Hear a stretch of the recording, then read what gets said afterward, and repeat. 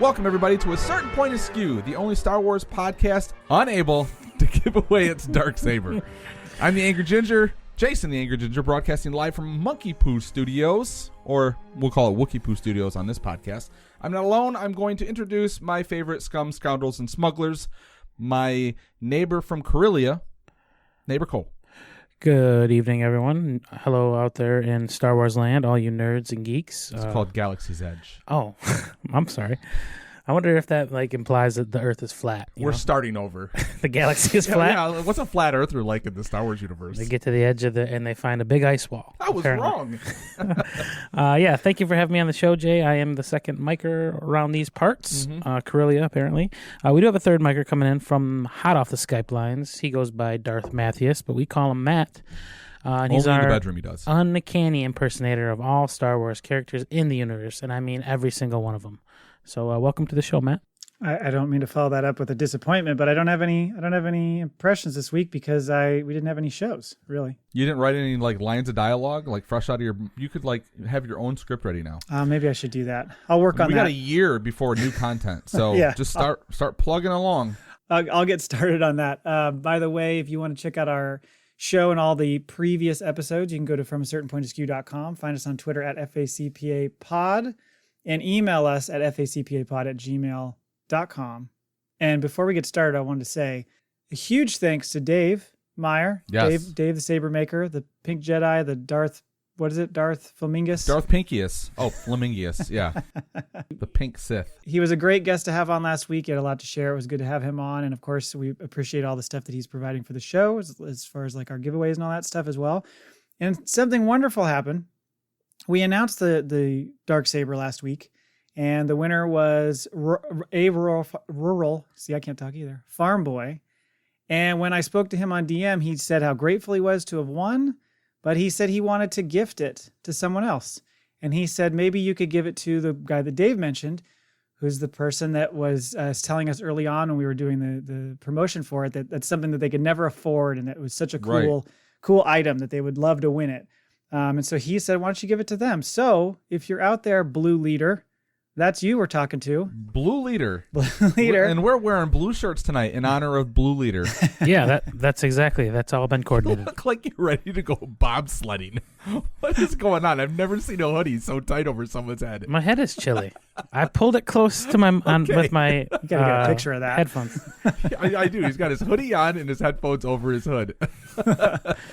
It's my comfort zone, my area. So Blue Leader, if you're out there, please reach out to us on DM. The Darksaber is now yours, and we can get all the details from you so we can ship it out to you. And just like I said, reach out to us on Twitter and we'll get that to you. I did also just want to thank again Rural Farm Boy. That was very, very nice of him to do that, to offer that up to somebody else. We're going to give him some little bits of merchandise and stuff for his trouble. It's super nice. It's super crazy. I do want to know, what was the conversation like when you were DMing with him? When he said, no, I'd like to gift it. Did you try talking him out of it? Dude, this is handcrafted.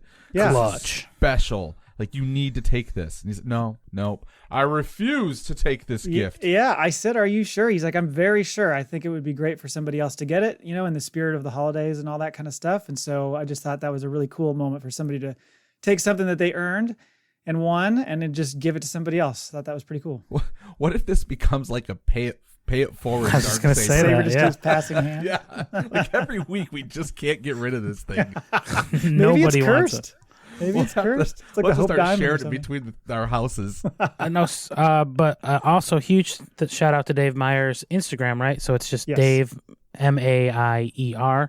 He built 2 custom lightsabers for my kids for Christmas that I gifted them over. How'd that go? Christmas. They loved them. Did they beat the shit out of each other? They did a couple lightsaber battles, but they were kind of sensory overload with all their presents and all the stuff. Okay. So they got their fair share of time in, but it was pretty cool. I'm going to have to take a family lightsaber pic and post it on Twitter. When are we going to fight? Whenever you're ready. I'm ready to throw hands right now, motherfucker. Go get your saber. I got my hood up. Yeah. I'm ready to hit. Oh, we're talking lightsaber battle. Yeah. I was going to beat you to death with my bare hands. That's the toughest thing to say to somebody. Go get your saber.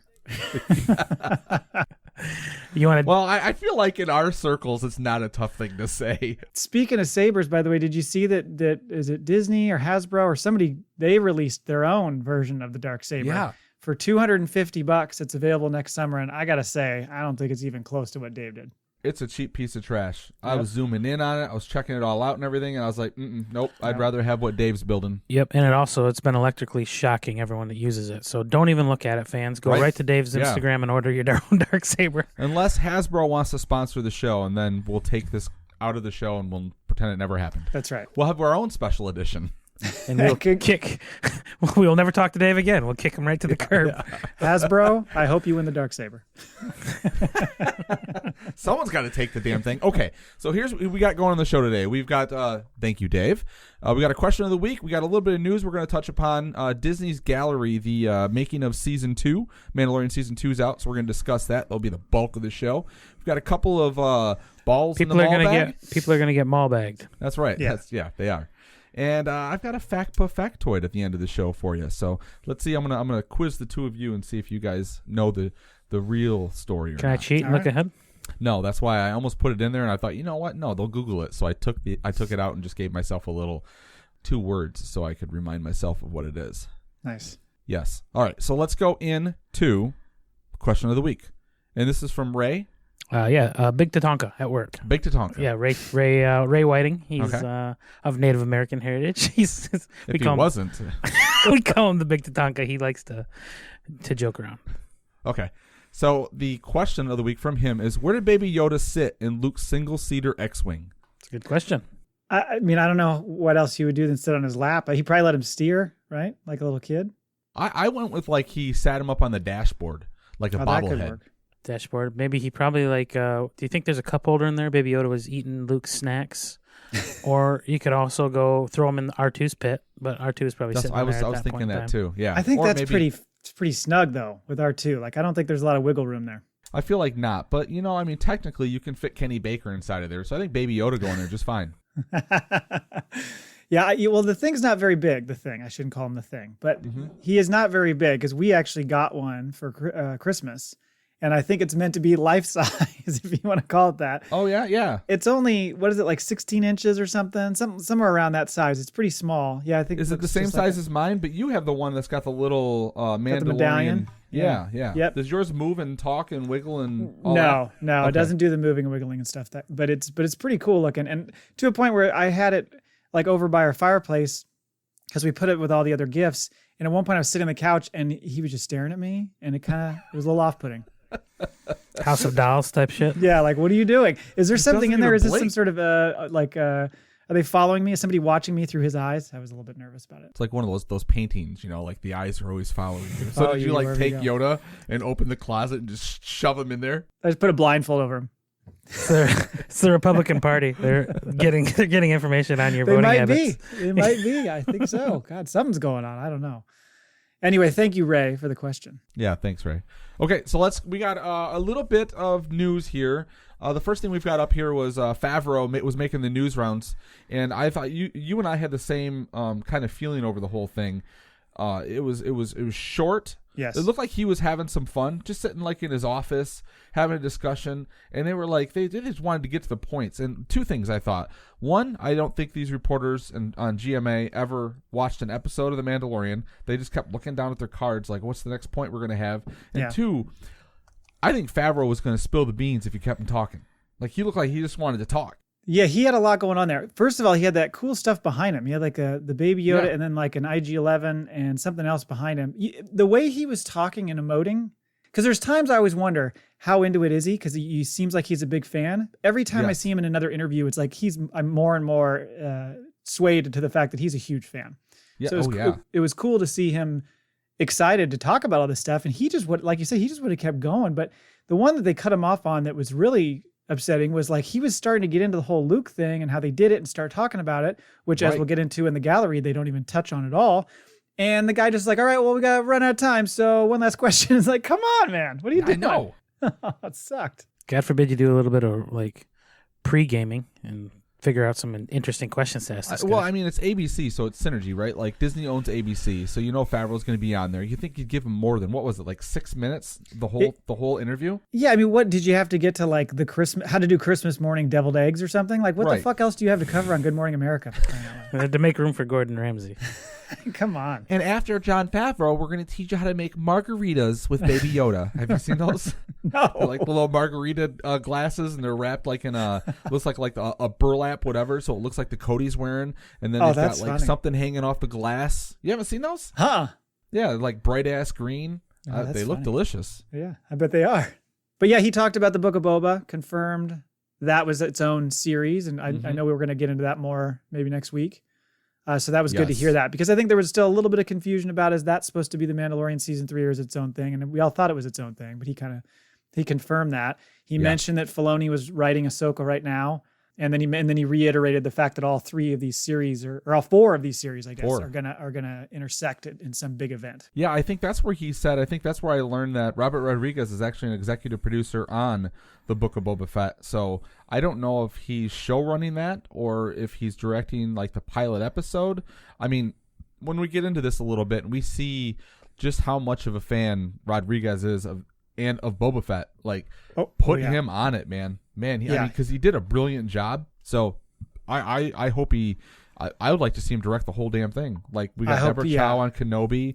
You know, we've got Tony Gilroy came in and fixed the 3rd act of Rogue One. He's writing, he's writing and directing, I believe, all of the Cassian Andor series. So hopefully he sticks around. And I don't know how many episodes it's going to be, but I liked what he did with Boba Fett. Yeah, like we'll get to here shortly. He is a huge fan of Boba Fett. So it would be cool to see somebody who has that much passion for the guy. Because he, as he explains in that series, he's like, I wanted to do everything just in case he never comes back. I wanted to like make sure I showed all the bells and whistles of Boba Fett in this episode. Now he gets to do it even more. You know, they keep saying that everything is going to intersect. And we don't really know anything about the Rangers of the New Republic, right?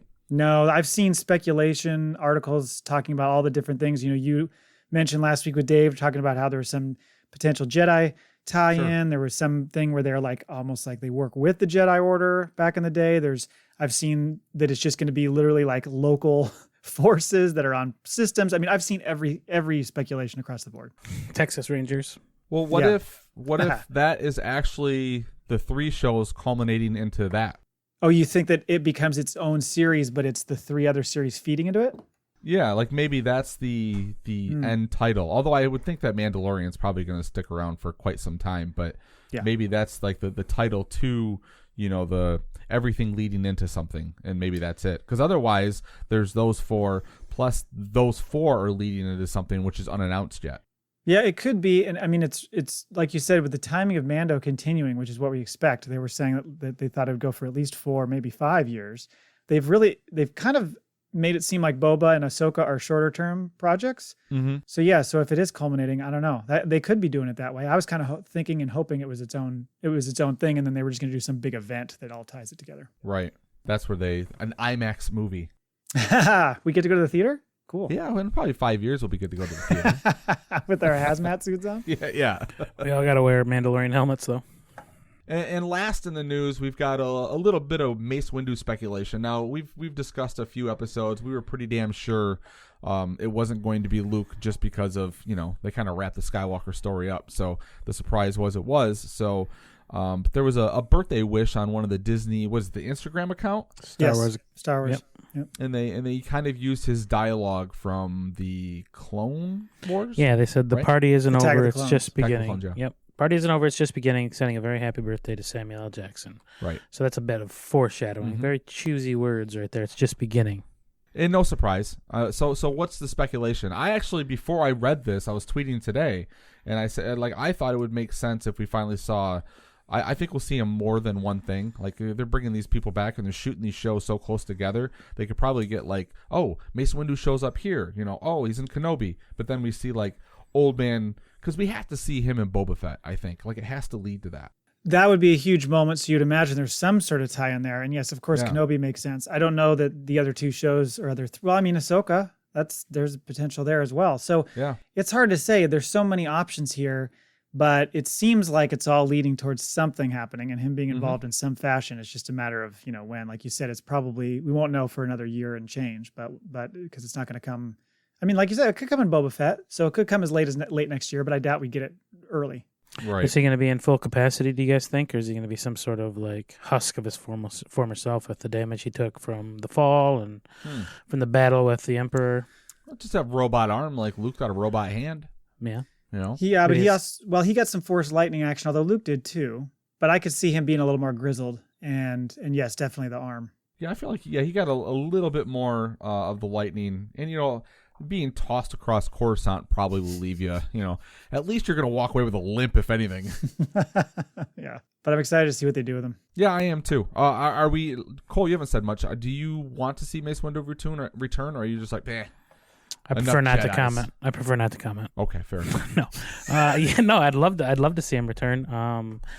I don't know, I'm interested in what capacity, and I don't want to see the thing where they're like, well, they're gonna bring him back, but then they just make it so ridiculous that it doesn't even fit the general plot of the series of the show. They're just doing it for a cameo type of a thing. Well, so far I haven't seen Filoni do any of that. Right, So I haven't either. Right, yeah. I don't want to see them go down that road. You know what I mean? Just to pull a star in for star power type purposes. Is he living or is it a Force ghost? Or it could be in this article. It could be just a flashback to something in the Clone Wars too, right? He could just be on as a cameo. I don't know. I feel like it would be a cool plot twist or way to go is if he came back, but his confidence had been completely crushed, and he was a shell of his former self as a Jedi in general. He didn't have maybe he loses his ability to control the Force or something like that after his battle, or some cool twist where every time he farts, lightning he's just an obscure minor character now. Okay. He fell and never came back. I like the idea of him being a little maybe in between. Yeah. Okay. Like that purple saber. Never know. Is he good? Is he good or is he bad? Right. I mean, but there has to be some effect. Like you said, Cole, there has to be some sort of. He's not the same person he was before. That's for sure. He's got to be jaded. He's got some trust issues. I would assume yes. And then also, how much is he being pulled, like you said, in that dark side direction, or is he just more of you know what, screw all this action. I'm out for myself. I'm just trying to survive here. Well, you look at how Jedis in the past have dealt with defeat, and they're not the most spring-backy type people. Yoda went from being the leader of the clone army to sitting on Dagobah while everything around him just he just gave up. In exile, I must go to a nicer place to retire. Well, no, he just puts himself in exile and I'm done with this shit. Right. It's a Jedi thing. I'm close to returement. Yep. I'm cashing in my pension, No my 401k. with the Jedis. You just have to go live in either a desert or a swamp. We got you set up in a real nice spot here. Yeah. Out here in Dagobah. I'm going to take my lightsaber and go home. My little baby lightsaber. All right, let's go into the bulk. I said the meat and the potatoes. Let's discuss the whole one episode that Disney was kind enough to give us. Now, my reasoning, it has to be because of the whole pandemic thing. You even saw some of the shots, people were wearing masks. So it had to have been once that kind of geared up.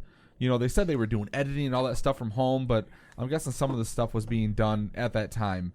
Well, it's partly that and partly because they were so in depth the first season. The first season covered every single element of the show and how it came to creation. And that's the thing is, since you don't have to tell that story again about how the music was invented and, where these concepts came from and how they pulled the directors together and what the volume is. We know all these things. So it wasn't surprising to me. I thought there would still be some sort of shorter term thing at least, but to just do a 1 hour deal and call it done.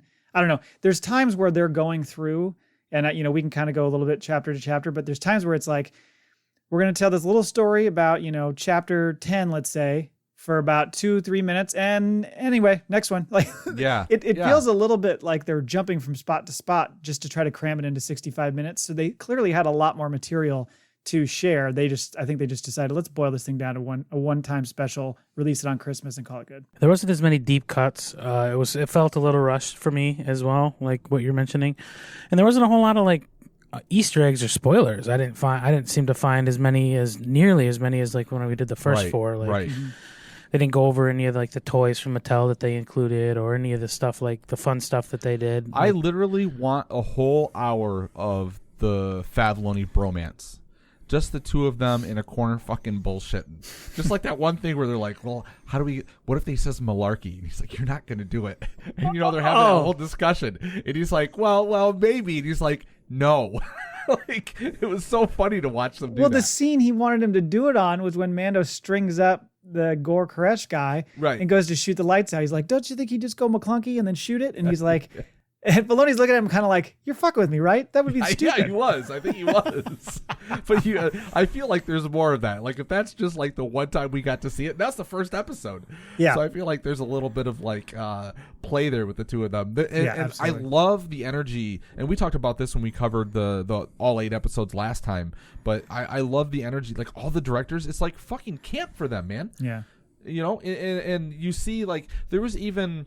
They didn't discuss it this time, but last time they were like on the sets with each other, and they all spent time when they were doing their own episodes, and they were like their own sort of like sounding board, right? And there was one, I think it was Bryce Dallas Howard was directing, but you could see Peyton Reed was on set. Uh-huh. And then there was one time where they talked about how they've got two they're shooting in 2 different volumes, I think, or maybe they're doing outside and then 1 volume. So I don't know if they've got 2 in that area yet, but I was like, oh, so they're continuously shooting twice. Right. I don't remember if they scenes. talked about having a second unit on the first season or not. I thought it was all kind of one crew, but this one they definitely talked about having the second unit. And I think you're right. I think anytime they had to do exteriors, they had a different team doing the volume and doing the exteriors. Because there's a couple episodes, obviously the Boba episode where they're outside, and then also the Ahsoka episode, they had to do some of that outside as well. So they must have been using 2 units. I think they made it sound like all of Ahsoka was shot inside. Oh, I thought they said that you couldn't create certain things unless it was outside. Maybe I misunderstood that. That was the Boba Fett stuff. That was where they had to go and shoot out and wherever in the. It was Simi Valley, which is funny because Simi Valley is like not too far from where they actually shot Power Rangers. Oh, so there's a reason it looks like that. Really, yeah, it did. Yeah, I was under the impression Ahsoka was they shot some of that outside, but maybe I was wrong. Because when they're at the table read, and Filoni's going over the whole thing, he kind of says, "Look, this is all going to be shot inside. This is what I'm looking for. We'll have to look at the lighting." And he talks about like the Kurosawa, like there's always the wind and there's always something. There's always a sense of movement, even if it's not foreground. There's background, and he wanted to make sure everything worked out. Now, I could have missed something as well, but it really stood out to me when they said this is the first time we actually shot on location, and that's where they took Rodriguez's. Yeah, because they said that they had done a lot of back lot stuff where, like, for instance, they did the climax to season 1 was on a back lot that was outside and all that kind of thing. But this was the first time they went somewhere else. Yeah. Yeah, they went because that's when they went over the challenges of shooting out. Like she's talking about, they were dodging like rattlesnakes and they're like the intense heat from the sun, and they were up on boulders and proning out and all that stuff. But that's funny. You got to get your pink shorts on if you're going to be out in that kind of heat. That cracked me up when I saw that guy. At first, I was like, "Why does that guy have pink shorts on? What is going on here?" Did anyone so right off the bat when they introduced it? So the code word to the season was Huckleberry, right? Yep. Like that was the code name for the. Yeah, I'm your Huckleberry, Doc Holliday. So did anyone else like kind of get off put by Amy Sedaris' reaction to like they were talking about being in hangar 35. He's like, which is like 3 hangars down from where they were working on the middle, and she starts pretending falling asleep. I would have been like, "Get the fuck out of here!" Like, that annoyed the shit out of me for some reason. I didn't catch that. And now I don't like her. Shit. I don't like her at all. You're against her. He's done. Well, funny thing is, we booked her for the show next week. Oh, okay. Well, she can be second mic because I refuse to be here. I don't know. It just made me feel like she wasn't a Star Wars geek, so she was trying to like make fun of that a little bit. And I'm like, well, if you're not fucking into Star Wars, you can just get pack your bags and get the fuck out of here, because there's like about 1,000 million actors or comedians that would jump into your role like right now. So I don't know. Maybe it just rubbed me the wrong way, or I'm in a bad mood today in general. But like she just fucking. I don't know what it is. Did you have a bad Christmas? No, I don't know. I don't know what it was. I like it.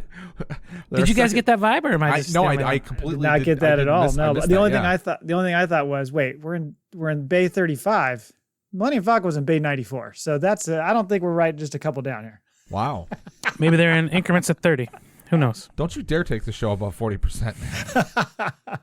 I love to see Favreau's energy, though, because he talks about the fact that he really wanted to just be available on set as a writer and like oversee everything and let everyone do their own thing as a director for the first season. And he was really excited to get in the director's chair for this first episode and try something different. So he does the fighter's pit. And it hit me when I was watching it, because at first we didn't realize until after we had seen the episode and we were talking in the show that John Leguizamo was the voice of the crime lord, right? Yeah. watching him sitting there and doing the voice, sitting next to Mandalorian, it hit me. I was like, oh, they're in Chef together. Oh, were they? Yeah, like he's I didn't see that. What is it? Your sous chef? Your Pedro Pascal? You talking about? Leguizamo. Leguizamo. He's like the second guy in command at the restaurant, and then when Jon Favreau leaves the restaurant, he takes him with him, and they both work on the food truck together. If you guys haven't seen Chef, it's an excellent movie. It's been on Netflix for years now. Yeah, I love it. It's one of my favorite movies. But once he does the voice, you're like, oh, absolutely. Like you hear him, he switches his tone to that voice, and it's exactly what you hear in the show. Well, he tries to tell him to like channel a mafia don, Corleone, right? He tries to tell him to channel, and then like I was like, okay, let me try something. Yeah. And he tries it and goes, and he's like, okay, there it is. That's good. It was so weird that he captured it right away.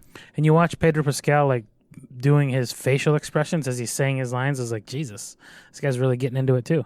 Yeah.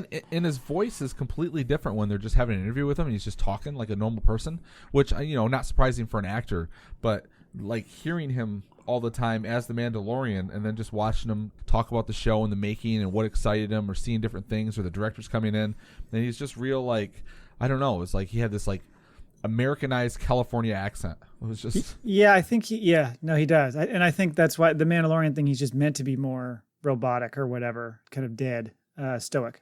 Stoic, good word. Before that, they go into the C-3PO walking through Tatooine, right, when they crash land in and you get to see the bones of the crate dragon in episode 4. Mm-hmm. So that was kind of cool to see the backstory about that, and they spent some time going over how they just kept increasing the size and adding arms and legs. 150 to, once they got it on screen, everything, it didn't look that menacing, so they grew to 600 feet. Yeah. Holy shit. No kidding. I mean, he was right. Like, it was menacing. I mean, that was a great creature, and to pull that little bit like, oh, the crate dragon bones, and becomes this like monstrous thing. I have a feeling we'll see more of those at some point. Yeah, well, we got to keep going back to Tatooine, so surely we'll see more of them. I mean, we got to feed our cast, if anything. Imagine the power of being able just to create that type of thing, like the power you wield in the Star Wars universe, of like being Filoni. Like, he can create characters, like creating Bo-Katan, right? Like making the rules for the crate dragon being like he does the Sonic thing where the sand becomes almost liquid-like. Yeah, that was a really cool thing. I was like, okay, that's cool. Mm-hmm. And then like as they grow older, their arms, he grows more arms, and like you can tell, right? It's like cutting a tree in half, and then you get to see how old it is by counting the rings. You just count the crate dragon arms, and you'll see whether or not you'll see how aged your meat is. Yeah. Back to the meat. I also thought the graffiti thing was really cool. So he brings in that artist to do it, and he's like, oh, it's all about layers. And so what was cool was they have that wall up, and it was almost like the Berlin Wall was in their studio. Right. And people just over time would add stuff. And I thought that was a really cool way to do it. So it wasn't just one person spraying it all out or painting it all out. It was like people were going over the top, and it created a very realistic effect with the graffiti. I thought it looked good.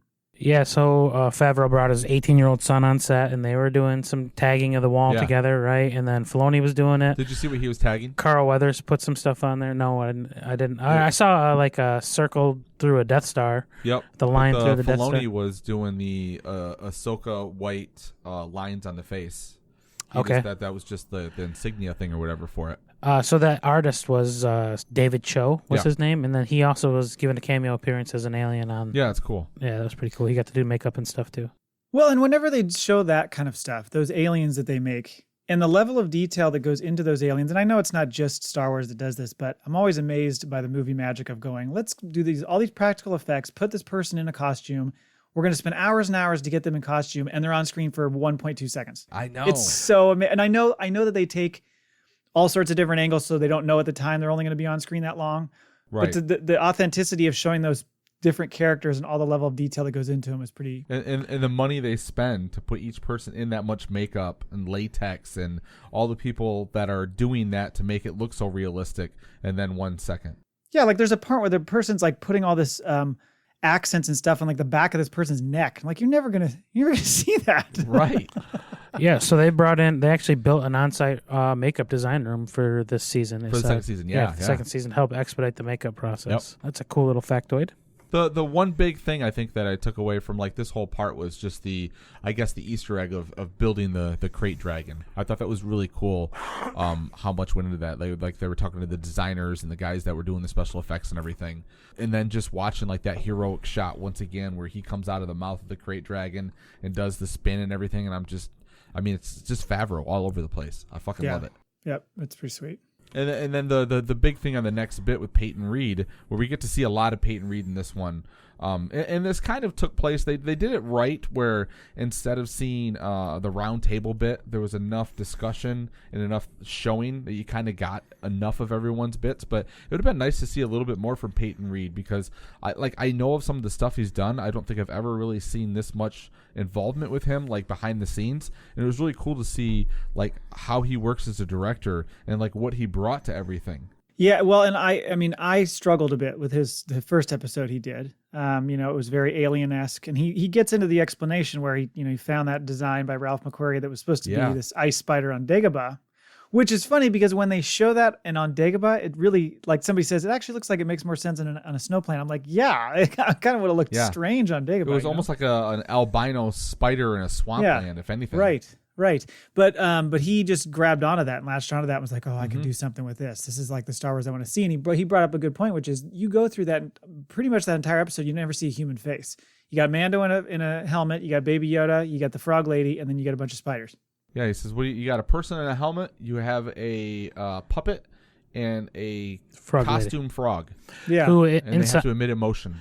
Inside the Frog Lady was Misty Rosas, right? Was her name? And she's the one who played Quill in season 1, too. Right. Yep. Which is kind of a cool little Easter egg. So she's known for her physical acting, apparently. Like, she can, like, do that physicality.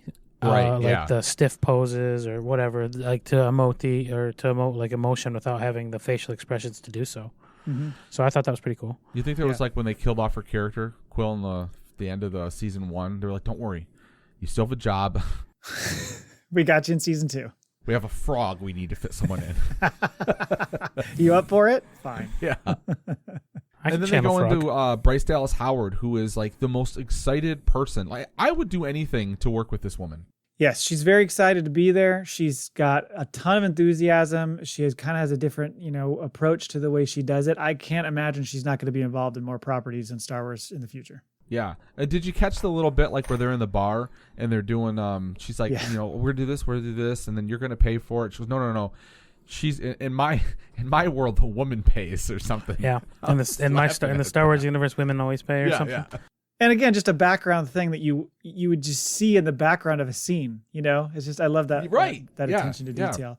It was cool too because they a couple things. One, she mentioned that when they were shooting the barge scene and how it was really just a state. It was a stage with a bunch of blue screens around it, so they weren't actually going anywhere. It wasn't moving. They were creating kind of things to make it look like it was movement. But I liked how she said we wanted to do this one shot, and I think it was Favreau said, you could not get that shot in reality. Yeah. So for the purpose of the audience, don't do a shot that you couldn't do in reality. So even though we're not doing it that way, make it appear as if we are out there on the water, because it will affect the audience differently if you do. It's so weird how they, like as filmmakers, they're so like tuned into, because it's almost like we can do anything in this thing, and you almost forget to like, well, let's pull it back and make this, because visually it's so weird. Like what do they call that? I just saw it in the other day, but like there's a like a term for when you see something that doesn't look realistic. Like you don't know. You're not talking about the thing from last week we were talking about Luke, the Uncanny Valley thing, are you? Yeah, it's uncanny, and that probably would work for like even like the camera movements or something, right? Like I've heard it mostly around the way people move, realistic and stuff. for humans. Yes, but you're right, and it's true, and so I think that it's cool that they have an eye for that and think that they need to shoot it, that particular way, because it would be real easy. And this is one of the issues that I had, of course, and I've mentioned before with the prequels, is I don't think there was that thought in Lucas's head. It was just all about, we've got all this great technology we can use. Let's use it. He wasn't thinking of it. Yeah. Do you think Lucas is just mad in general because his 1, 2, and 3 were just so terrible, and now like Favreau and Filoni are teamed up and making like just epic, well-received Star Wars content, and he just kind of like visits the set and he kind of seems like, I don't think he apologizes for anything that he's made. Like I don't, you know what I mean? Like because they get the never picture. Heard him say anything or talk bad about his product. And there's people of a certain age who think those movies are fantastic. They grew up with them, just like we feel the way about the originals. And in circling back on them, especially, I focus on moments from those movies that I enjoy rather than just looking at the whole and saying they're total dog shit. I do the same. Yeah. I mean, with episode 2, I really struggled because that movie I had a lot of trouble with. Camino is really the standout piece of that movie for me. The rest of it was really tough to watch. But there's bits of all those movies that are good. And I think, Lucas, you're right. I think his demeanor in general is just one of like, he always kind of looks like he's just kind of meh about everything. Yeah. But I think if anything, he's probably more happy. He's happier with this particular setup because they are borrowing so much from the world that he created. They have they're so in tune because of Filoni mainly. Right. The respect is always there with him. Yeah, there's so much of a nod to him with what he created that I think, if anything, this is a world along with the Clone Wars that he's probably the most cool with, because I don't think he really was down with the sequel trilogy. Well, I mean, we've heard rumors. Yeah. Oh, I also wanted to mention Katie Sackhoff, who plays Bo-Katan. I did not even realize this. So I was looking through something. I think maybe it was as the season went along. And I was like, wait a minute, she's from Portland. So I look it up. She went to high school with like a friend of mine. I was like, so I texted him the other day. I said, did you know Katie Sackhoff in high school? He's like, yeah. Then she got all famous and shit. But I think she was like a year or two behind him in high school. It's so funny how that is crazy. Yeah. She's old Kate to me. Yeah. That's right. I don't remember where I was going with this, but I got it in my notes. Cara Dune and Carl Weathers are talking, like they're doing something. They're talking about the physicalities of their role. Yes. We're talking about that, and like you get the most fucking intense humble brag ever from Carl Weathers. He's like, "Well, I was an athlete, well, a professional athlete, Yes, mind it you." was after I've been in all these action movies and whatever, and I was an athlete, and I caught that too. I was like, "Easy, Dylan from Terminator." Like, I get it. You're awesome. But I thought that was like I stopped. I was like, really, Carl? Like, you played linebacker for the Raiders in like the 30s, dude. Like, chill out. I didn't even know he played football. Yeah, he was a linebacker for the Oakland Raiders back in the day. Yeah, for a short period of time. But yes, it was clearly they have a good relationship. There wasn't a whole lot to say on that episode. I mean, I think it was cool to see Carl Weathers do his thing and kind of, in that command of that cast. Yeah. But otherwise, that episode still to me is one of the weaker ones of this season, but we'll get into that when we recap. Really? I just looking at that, and mad props to a guy that I didn't know had ever directed before, but he was talking about like how he directed things and whatever, and whenever he's in the chair, it's something that he really enjoys doing, he wants to do more of. Which it's is great more action. of a, like, Disney, are you listening? I'm available for season 3. But I think he did a great job. Yeah, and he does know action. I think there's something. Yeah. Did you notice? I don't think you guys noticed this, but right away, and I think we talked about this. Oh God, maybe we didn't. Did we talk about Sam Hargrave?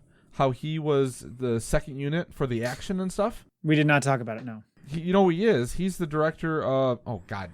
Here we are. We're podcasting. The name escapes me. What was the Thor movie that it was not Thor, but Chris Hemsworth, the Netflix movie, Extraction. He was the director of Extraction. Yeah. Oh, okay. He's Chris Evans' like stunt double.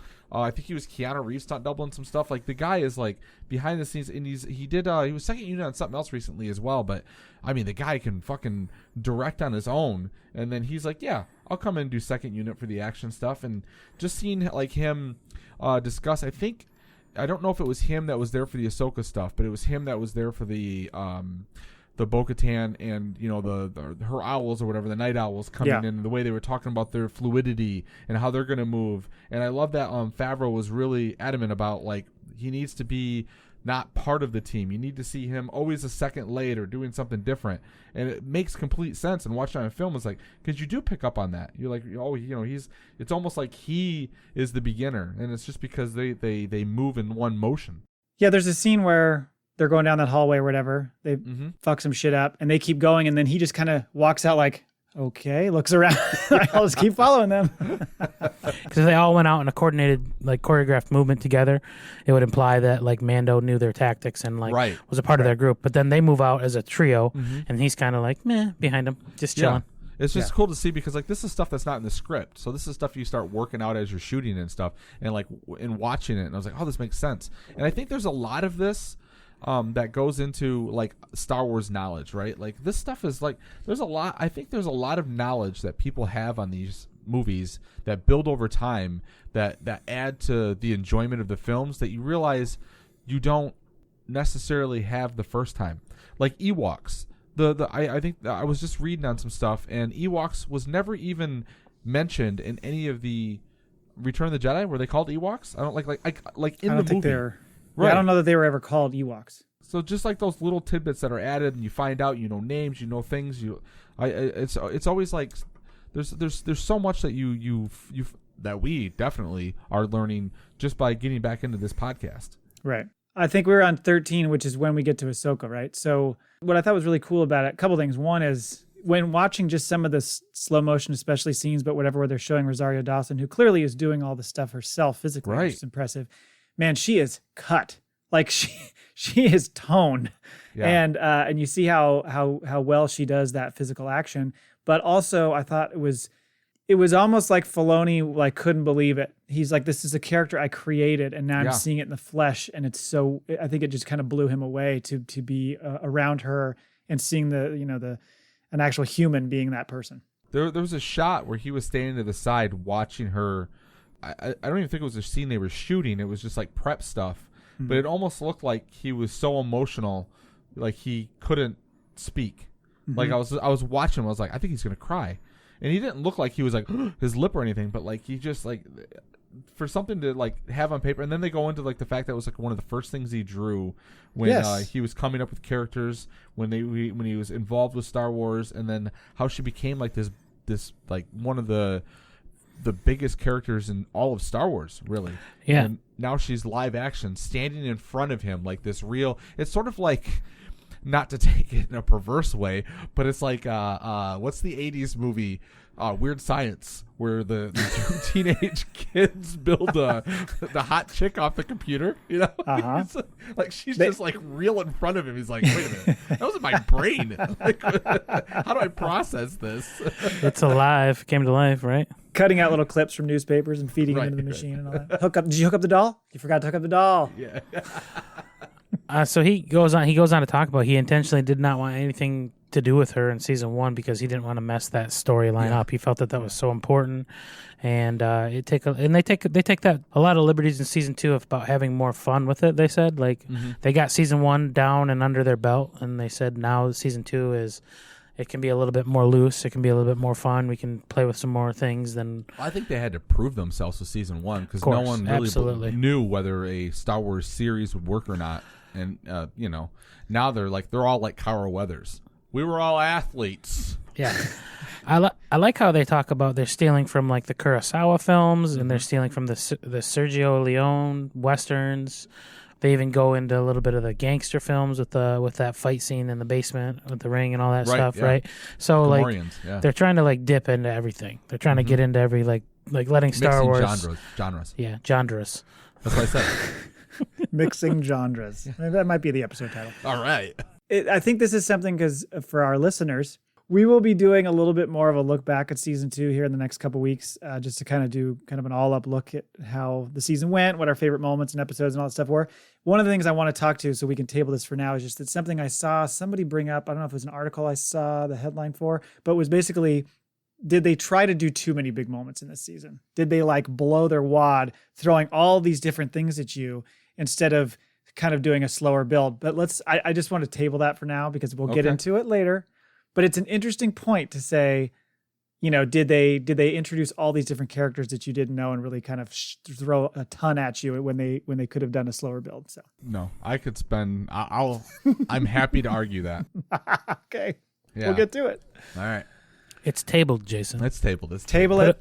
But that's why I really can't wait to see Filoni on Ahsoka. I hope that he really. Excuse me. I'm sure he's imagined it. No, yeah. Make sure you Snapchat that to me if you're videoing it. It's like every guy that's ever gone to a convention is just like, give me one of those slave Leias. Fucking Filoni's got his, she's come to life. Anyways, what I'm saying is I want to see. I hope he is like. I know it's Favloni, so I'm sure Favs has some involvement in the Ahsoka series. It's the two of them EP and everything, but I think Filoni, I want to see him like write and direct that entire series, whether it's 4 episodes, 6, whatever. Like, he has proven he is a fantastic live action director. We know he's a great storyteller, and just like all the things that are in his head, like other than George Lucas, like the guy like eats, shits, and breathes this stuff. Yeah. I just want to see it all just come out on the screen. Yep. I do. All over everybody, all over our faces. Yeah. Yeah. You mentioned Robert Rodriguez earlier. I was going to move on if that's okay. No, move on, because now I'm going to go all over your face with this guy. Clearly, he has a massive hard-on for Boba Fett because him explaining how he grew up with it, how he was the biggest, baddest dude, how he just had this huge love for the character, which a lot of people our age did. He's a little bit older than me, I think. When he talks about and shows the backyard fucking scene he did with his kids and action figures as a way of showing what he was going to do with the character, and then showed it to Favloni. And I'm sure at first they were like, what the fuck? But by the end they were like, this is awesome. Oh, I think they were blown away from the, have you ever, I'm a huge Rodriguez fan. First of all, the guy makes his movies at his home. He has the name escapes, Troublemaker Studios. He has it's like a giant warehouse he built on his land. He goes in there and just shoots all of his movies, all of his Spy Kids movies, and he just, what was he in San Antonio? He just walks out his back door, walks 75 feet into a building, and he can make movies. So the fact that he's we shot it in my backyard. I was like, come on, you could have fucking gone in the studio and shot this whole series. It showed up, but it's done already. I have nothing but respect for this guy. From El Mariachi, his book, How to Make a Movie in $7,000 or Less, because that's how he shot El Mariachi. And the guy's just grown as a fucking director. He's awesome. He writes, edits, directs. He plays the fucking music. And let's just talk for a minute. How the fuck do they keep making this goddamn Baby Yoda cuter? It's every time you see him, all of a sudden he's leaning against a rock and he's jamming, and fucking Baby Yoda's going with him. Have you seen the extended clip? Because they show a clip in there's no sound or anything, but there's a clip that's maybe 20 seconds on Twitter where you can hear him jamming the music, and you see Yoda shaking, moving. Yeah, he's on the Seeing Stone or whatever. It's that episode, of course. And so he's just sitting there and he's just jamming away, and the Yoda just going like that. So you imagine those people with the little animatronic controls who are just sitting there clicking buttons. How annoyed do you think everyone else was on set by their music, their attempted music, watching Tempura Morrison or whatever his name is, Tempura Morrison? You didn't think that was you gotta have fun on the set? Yeah, it's so fucking cringy. I cringed. Really? Boy, somebody is in a bad mood today. I did not have a good time watching. I thought that was kind of funny. Are you gonna punch an old lady on a treadmill? Look at me, guys. I'm a musician and an actor. Everyone, just I direct. Oh, there's some jealousy here. Boy. That's what it is. You guys got me. I'm jealous. I would be. He's the fucking Boba Fett. I just was thinking to myself, just put down the fucking guitar and direct the thing. Shut up. Stop with your shit. I don't know. I just fucking annoyed There's me. no fun on. You're not directing an episode. No I'm gonna tell you that right now. There is no fun on the set. Everybody to put up the signs. No I'll tell you right now. I'm watching this today. All these fucking big Hollywood personalities got to bring their extra Why shit. you gotta hate on them? It's a job to them. They can't have fun too. All these big Hollywood people. You know what? I was watching this at work too, so they can eat my ass. How's that? Both of you can too. You don't too. have feelings. You don't want to do other things outside of work. I was doing what I wanted to do while I was So at was work. he. Yeah, good for him. I'm gonna defend Boba Fett. No, Cole was sitting there and had his own guitar, but he could only play one chord. So he's like, "You motherfucker!" I had a rollout keyboard on on the desk, and I was trying to keep the timing, and that's why I'm really Casio keyboard. Casio Andor keyboard. Yeah. There we go. Oh my God, I thought this chapter breakdown was great though, and the way he described how he's Mando's a gunslinger, so Boba needs to be more like a barbarian, and the way they described his movements and how he just wanted him to show off everything, show off all the tools. Yeah. And I just thought it was so cool. And I forgot that he's 60 years old. That man. That dude is 60 years old. Yeah. Who you talking about? Tamura Morrison? Yeah. Tamura Morrison is 60 years old. I mean, I guess that makes sense because the prequels were 20 fucking years ago, and the guy's been around longer than that. He just turned 60 today, actually. Happy birthday. Well, happy birthday. 60 years old today. He was channeling his own traditional was it Maori dance movement? I think it's Maori, yeah. Maori dance movements in some of the choreography, the fight scenes. Yeah. He had to have his own special stick. What was it? The Gaffy stick. Gaffy stick. Yep. So a bit of a diva. Slimmer, a little longer. Bit of a diva there too, right? Yeah. Had to have his own special stick. I'm gonna give it to Boba Fett. Be like, I'm gonna side with Boba on this one. Yeah.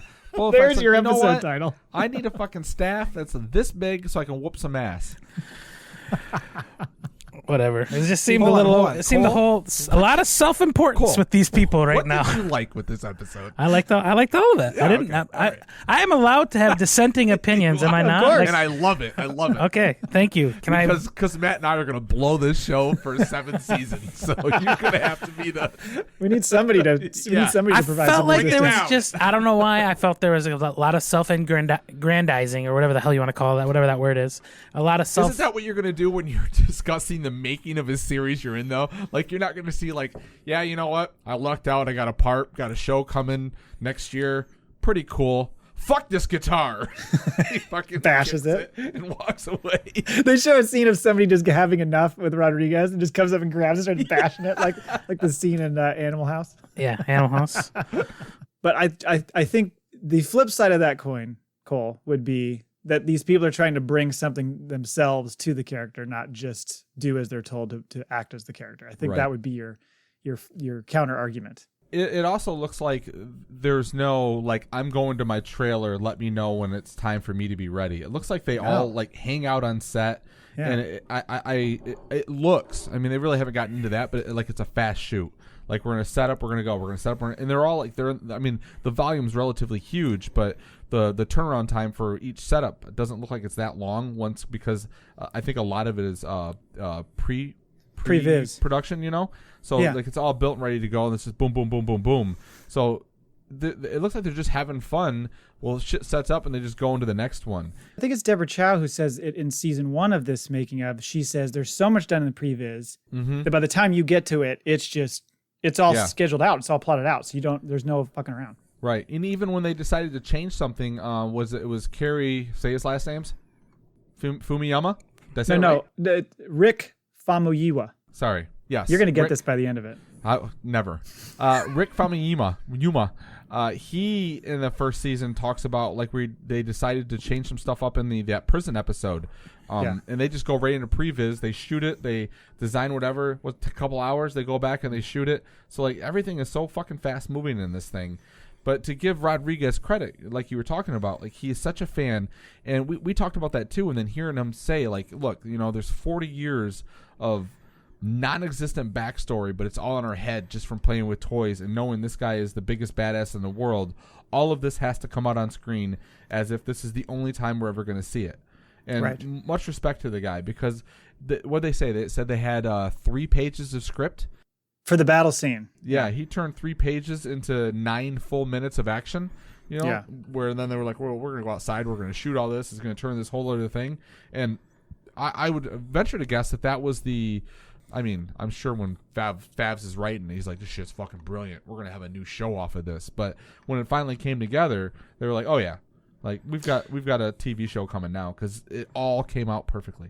Well, and we talked about the wonkiness of the episode at times with the look. They said because of fire danger, they literally couldn't have explosions on set. They only had like a couple. So I think that contributed a little bit because they do the best they can to make those things look legit, but it wasn't actually stuff happening on the set. And actually, our wonkiness was the fact of the natural daylight, and that was the whole reason for them to go out because they wanted natural daylight for that whole thing. So a little bit of both, I guess. Yeah. Speaking of Rick Famuyiwa. Oh yeah. The way he explains something we talked about, Mando's decision to kind of put his mission and the love of Baby Yoda above his lifelong creed, I think was really cool. And he talks about how that was a big part of his episode, and also. He talks about Star Wars is a lot of action, but to actually create a scene like the one in the mess hall where there's this quiet tension that is building and building and building was just a big, cool moment, which I thought too. I mean, it's that episode is action in the front, action in the back, and in the middle is this tense moment where you just sit there like almost kind of squirming in your chair over the action between those 3. I feel like in the long haul, the longer we get away from this, that's one of the things that's going to live on, like in Star Wars Infamy, is that conversation at the table and just watching Bill Burr, his mannerisms where he's like, I'm going to shoot this motherfucker. He's like, no, you're not. And you just see it come over him. He's just like, bam, shoots him. All right, now we got to get out of here. But it's, oh my God, it's written so well. It's shot so well. Yeah, you can do different things, of course, as with the camera as far as putting it on the guy who's actually talking, but having it on Bill Burr while that guy's talking all that shit. Yeah. And watching him just go, God damn it. You just see you know, it, just like man. it building. Yeah. So yeah, I love that. And then he also went into the whole thing about like the whole blurring of the lines of good and evil, which Burr talks about as far as like, it's all perspective. And he thought it was important to kind of tell that story. It's not all so clear cut. Yeah. It's not all black and white in the Star Wars universe for sure. Like there's a lot of gray. You don't really know. Well, you know what side to choose. You're on the rebellion side, right? But there's differing points I think of it speaks view. for like the regular person though, right? Like if they're just stuck in it, they're like, oh yeah, we're the good guy. I think both sides believe they're the good guys, even though we see some like that guy that got shot in the face clearly deserved to be shot in the face. But True. If anybody deserved to be shot in the face, him, Toro Calican. You don't talk about someone's home planet of Alderaan without paying the price. Yeah. Okay, let's wrap this episode up with I've got the Easter egg down here, but the whole fact that the one thing that they did not put in the volume were like, you know what, we went old school, we built the set, we went right down to every little crack, nook, and cranny, the little hole in the ceiling, like everything was there. We wanted it to feel like Jabba's palace, and really, they did all of this for an end credit sequence. Yeah. I mean, probably a small fucking fortune. And to be fair, obviously we're going to see this in another series, and Disney's okay with, okay, we're going to make more money down the road, go ahead and spend it now. But they did all of that, and I love the Bib Fortuna and how they have the conversation, like we did too. We had the conversation about like, well, I guess if you're sitting your ass there and you got the good grub coming in, you turn into a fat ass. And they're talking about how like, well, he's been here a few years, but a while since Return of the Jedi. He's gained some weight. Well, they made the parallel between that and the Lord of the Rings, where the ring makes you taunt, right, or taut. Yes, like you lose Gaunt. weight as you gaunt. Taut is tight, Or taut. I like taut. I'm taut. I'm so fucking tired right now. But then being like in the position where Hutt was at, like the Hutts, that makes you gluttonous and over the top, right? Yes. Yeah. Because they made the question like all the Hutts across the galaxy are really fat, or was Jabba just one of the fat Hutts? So they kind of started talking about that. So are we going to see like a fatter Boba when the book of Boba Fett opens up? He's gonna put on some weight. Yeah, he's got like 7 pizzas show up at the door.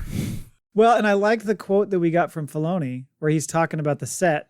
And again, Filoni, who's just so tied to the past and what came before him, he makes this huge point about how it would be like a disservice to not create it so well, because he's like, essentially, we have jobs because all these people back in the day spent all these hours creating this environment, and we need to pay homage to them and respect to them by setting up this set exactly as they had it. I thought that was pretty cool. I agree. And that's the Easter egg though, was like the guy who played, what's his name? It was Nick something, right? Who played Bib Bib? Fortuna. Yeah. It was Matthew Wood. That's what I said. Matthew Wood.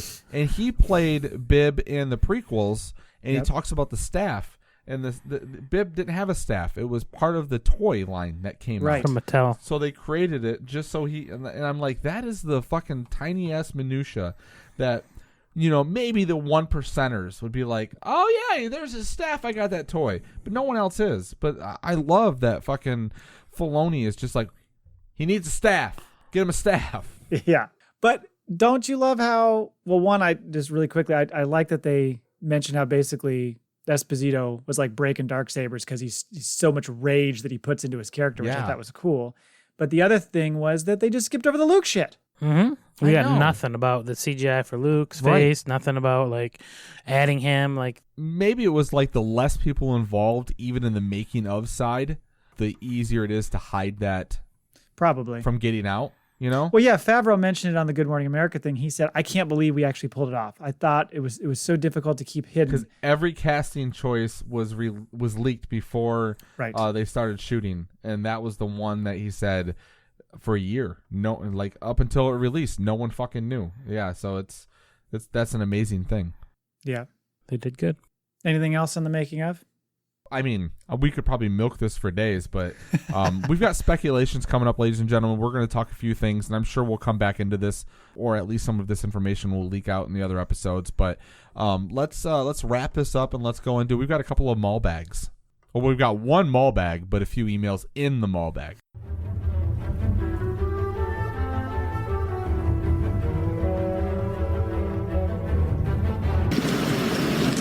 I'm a representative of the the United States government, authorized by... Order 66. I'm your postman.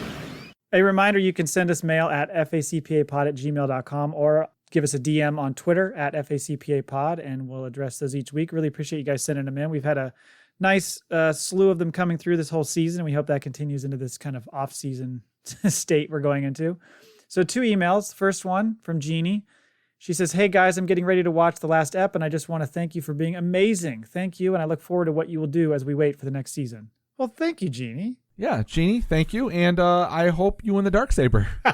Still in play. Yeah, it is. Could get friended to you. Yeah, exactly.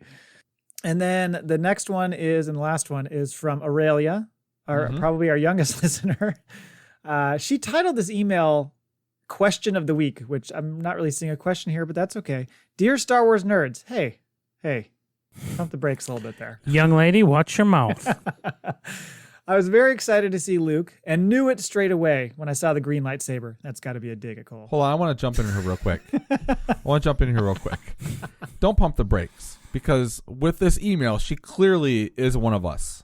That's true. So she's throwing herself in there. Right. And you know what? The more of a Star Wars nerd she is, or that she's recognized as, her father becomes much happier with the fact that the boys will leave her alone for a few more years.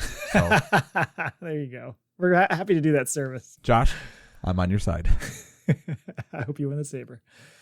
Surprisingly, I figured it out before my dad. Calls out her dad. Also, Boba Fett is the best, and I was very, very excited to see him. Also, the dark side rules. It's a fact. Aurelia. Thanks, Aurelia. Josh. Keep her under wraps. Aurelia, I hope you win the Darksaber. Do we have a factoid? I do have a factoid. right. Fellas, when was the first time Boba Fett was seen? First time? Mm-hmm. First time Boba Fett was seen Yeah. in the movies? Just when was Boba Fett's first time seen to the world? In the Star Wars world? Sure, yeah. No, on the Smurfs. Well, you're a bit of a dick tonight. I don't know if it's me, but okay, I'll take that one. So the first time I remember seeing him was on Empire, or when they're on the deck of the cruiser next to IG-11, all that bullshit. Okay. Like that part. I don't know. Was he in a? There's something's bringing the back, like something's gnawing in the back of my head about a little. Like I've heard this fact before. Okay, all right. Let's see if when I say it, if Matt doesn't, if that brings it up to you, Matt. He is in the holiday special in animated form. Okay. That's what it is. Yep. All right. False. Is that not true? Oh, No. And I've read this before. The first time, where is it at? You told Boba us. Fett's first appearance was in a county fair parade. really? Yeah, most people believe the legendary bounty hunter Boba Fett first appeared in the 80s Empire Strikes Back, but hardcore fans knew it happened a little earlier in the much mangled Star Wars holiday special in 78. And they'd be wrong too. His history goes back a little further. The first time anyone set eyes on Boba Fett was September 24th, 1978, during the San Anselmo County Fair Parade in California. The townspeople were only lucky enough to get an advanced look at what would become one of Star Wars' most loved baddies because they shared the same zip code with the 52 Park Way, the original headquarters of Lucasfilm. So it was a small little town that had a fair, and the guy goes on, Dwayne Dunham, who was an assistant film editor for Lucas, who wore the suit, said in an interview that he and a guy dressed as Darth Vader were at the front end of the parade. There's actually like camera footage. I think you could see it on YouTube or something. It's real shitty like camcorder, maybe like news footage of these two guys. It wasn't Tamara Morrison? Yeah, he was 14. Yeah, so they first showed up at a county fair, and then I guess he was animated, and then he showed up in Empire. What did they say? This was in You said 78. So Empire was 80, right? And then Return of the Jedi was 83. Correct. But in the holiday special, though, I think was Christmas of 78. So this must have just been a few months before that holiday special that he showed up. Yeah. Yep. And that's also where the blaster rifle shows up in the animated In the thing holiday. as well. Yes. Yeah. Which like. What's he gonna? That's speculation. Like I feel bad for my boy Mando. Like he's got no gun, he's got no ship, he's got no kid. Like His pets' heads are falling off? all he's got is yeah. He's just got that spear. That's it. The best car spear. Okay, Yeah. so let's wrap this It's bad going to be boy Whistling up. Eagles in The no Dark time. Saber Yeah. is not going to a rural farm boy. It is going to go to... Blue Leader, reach out to us. So if Blue Leader reaches out with us before we do another episode, then we hope he wins the lightsaber. Boy, right. I hope he's like having a really good week. Otherwise, could you imagine in 2 weeks if he's listening, he's behind? Damn it! Damn it! Go back. I want to go back. He hunts the person down that eventually wins it. You have something that belongs to me. It means more to me than you will ever know. Oh, and with that, ladies and gentlemen, thanks for listening. And until next time, Never tell us the odds. Sorry about the mess. we have spoken.